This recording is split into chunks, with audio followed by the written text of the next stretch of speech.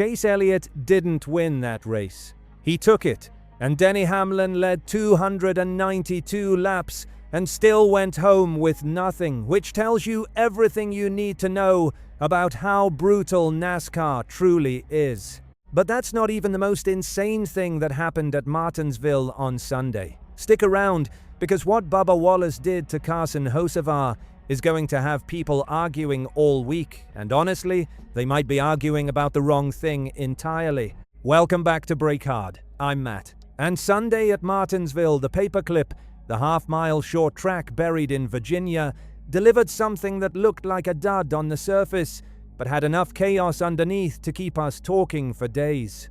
Before anything else, let's settle this. Was this actually a good race? I'm giving it a 68, and that might even be generous.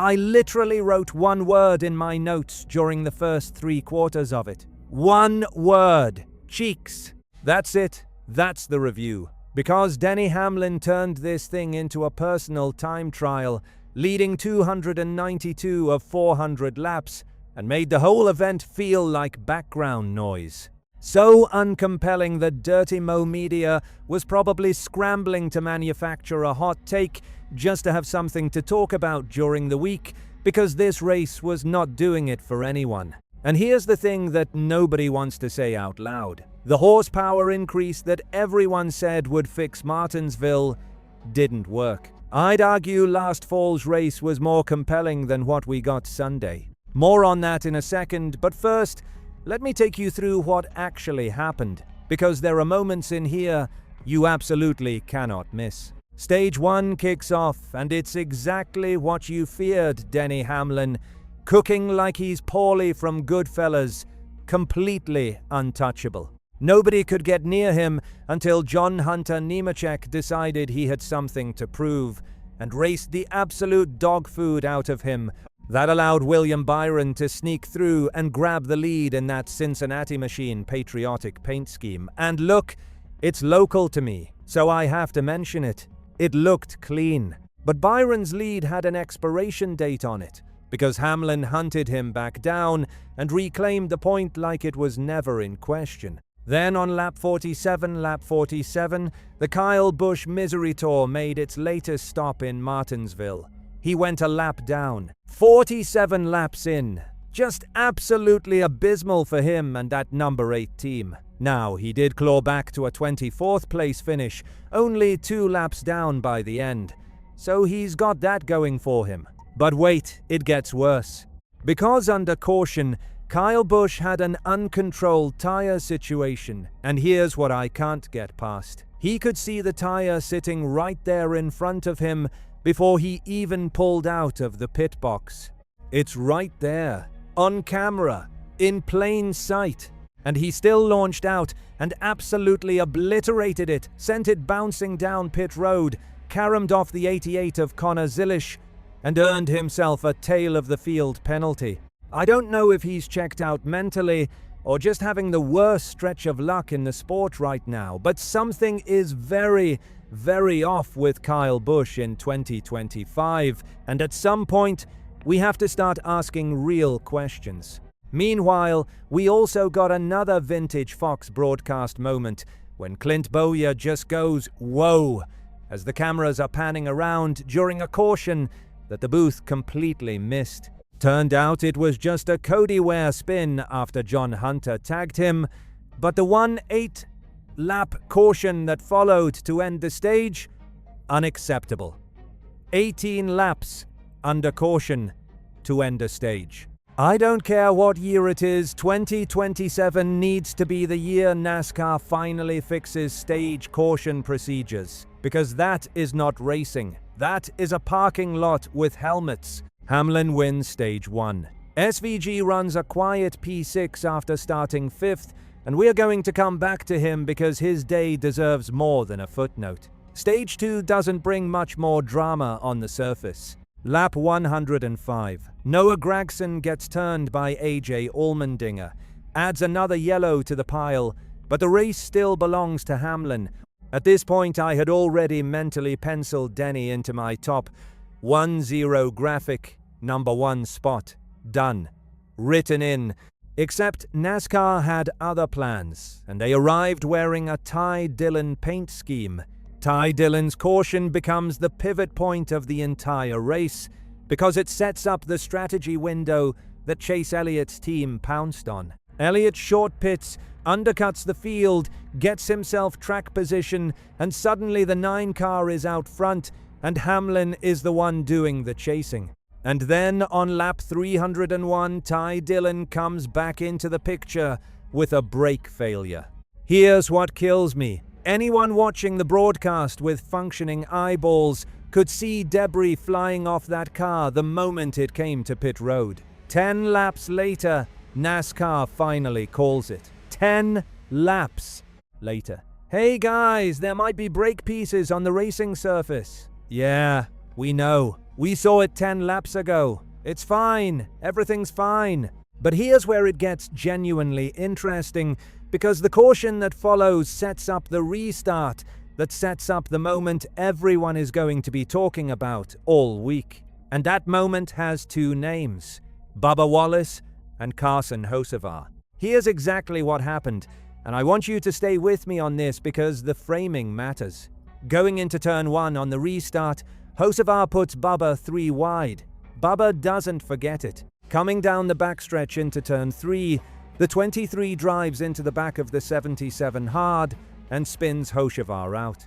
The wreck collects Zane Smith, Austin Hill, and a handful of others.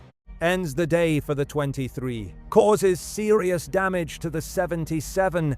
Now, from the outside Fox angle, it looks brutal. It genuinely looks like Bubba used Hocevar's car as a brake pedal on purpose and didn't care what happened next. Bubba's own post-race quote, "I meant to go in there and hit him, didn't mean to spin him out, so he's not hiding it. And look, that was dumb." It cost him roughly 20 points, dropped him 8 spots in the standings, and turned what could have been a decent run into a disaster. But here's the part nobody's going to show you. Stephen Torrance posted the onboard video to Twitter. Watch it. Because when you hear what's actually happening inside that car, when you listen to the spotter communication, Bubba is not full throttle trying to destroy someone's race. He gets off the gas when the 77 starts spinning. It stacks up. He makes contact. It's not clean, but it's also not the calculated assassination that the Fox angle makes it look like. I've seen drivers do worse and get standing ovations. And here's the thing that should make you genuinely uncomfortable. If the car numbers were reversed, if it was a 77 driving into the back of a 23, we all know exactly how that story gets told. It becomes grit. It becomes old school short track racing. It becomes a Dale Earnhardt comparison and 100 highlight reels. But because it's Bubba Wallace, the AI-generated slop articles are already being written, the Facebook comments are already loading, and the takes are going to be 10 times louder than the incident deserves. I'm not saying it was the right call. It wasn't. I'm saying the reaction to it is going to tell you more about NASCAR's fan base than the incident itself ever could. One more thing worth noting. Bubba is one of the only drivers in this garage who genuinely does not put up with Carson Hocevar's driving. Remember the clash? He shipped the 77 straight through the infield like it was a traffic cone and kept going. Most drivers grind their teeth and say nothing. Bubba just doesn't care, and whether you love that or hate it, it's at least honest. So back to the actual finish. Chase Elliott gaps Hamlin, hits traffic at exactly the right moments, and the 11 never gets back to him despite closing to within 3 or 4 tenths at times. At one point, Alan Gustafson is on the radio, practically begging Cole Custer in the 41 to move aside. "We give you all your equipment, get out of the 9's way." And Custer, to his credit or discredit, depending on your perspective, held his line. And ultimately, Chase Elliott takes the checkered flag. 31st win at Martinsville for Hendrick Motorsports. Earliest win of the season in Chase's career. 84 laps led, 8 lead changes on the day, though, to be fair, green flag pit cycles inflated that number. Hamlin leads 292, gets nothing. Ryan Preece led 2 laps, William Byron led 6, Ricky Stenhouse led 14 on strategy before fading to a 16th. Josh Berry led 2. And that's your lead lap summary, because outside of Hamlin and Elliott, nobody else was truly racing for a win. Top 10, Chase Elliott wins, Denny Hamlin 2nd, Joey Logano 3rd, and credit where it's due, because Logano showed up after his complete disappearing act at Darlington the week before. That Darlington run was the Fly episode of Breaking Bad. Nothing happened, nothing mattered, and you felt worse for having watched it. But Martinsville, Logano was there. Ty Gibbs, 4th, his 5th consecutive top 10 finish, and we need to start paying attention to that, because that is not an accident. William Byron, 5th, Ryan Preece, 6th, Chris Buescher, 7th, Austin Cindric, 8th, his first back-to-back top 10 since 2024. Kyle Larson, 9th, Josh Berry, 10th, great run, started 3rd, gave everything they had. Shane Van Gisbergen ran inside the top 10 for the majority of the race and ends up 11th. He was genuinely frustrated after average running position of 9th, 11th place finish. And yeah, he deserved that top 10. Tyler Reddick, the story of this entire season so far, has a quieter day and lands 15th. And Hocevar gets credited with 17th, despite the damage and drama surrounding his afternoon.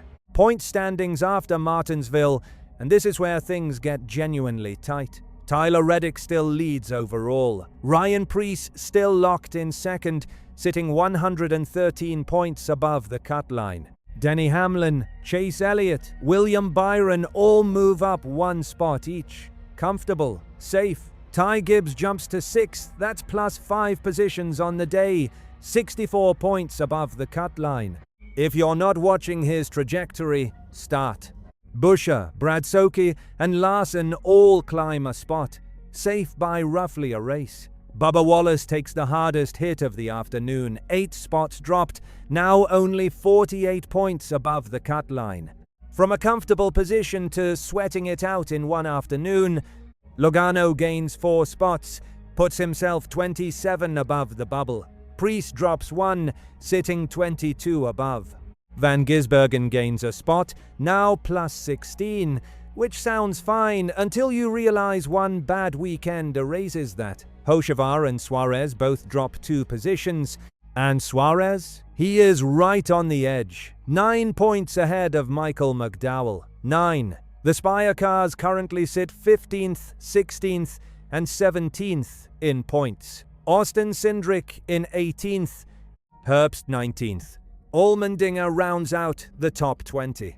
Chase Briscoe climbs to 21st. Josh Berry jumps 7 spots to 25th, still 55 points out, still behind Kyle Busch in the standings. And Connor Zilisch, the rookie with the weight of expectation on him, sits in 33rd, 87 points below the cut line. That is a problem that does not fix itself easily. So where does that leave us? Martinsville gave us a race that looked like a coronation and turned into a heist. Hamlin built the whole thing, and Elliott walked off with it. Bubba gave us the most debated 30 seconds of the weekend. SVG reminded everyone he's becoming a real oval threat, and Kyle Busch continues making moves, or failing to avoid them, that make you wonder if the fire is still there at all. Next weekend is the off week. It's Easter. Enjoy your family. Trucks and Xfinity will be at Rockingham Trucks Friday, Xfinity Saturday, no Cup on Sunday. When Cup comes back, it's Bristol. And Bristol after this Martinsville, that conversation is already worth having. Like, subscribe, follow Break Hard on TikTok, Instagram, Twitter, and Facebook, and drop a comment below. Was Bubba wrong? Or is the reaction proving his point for him?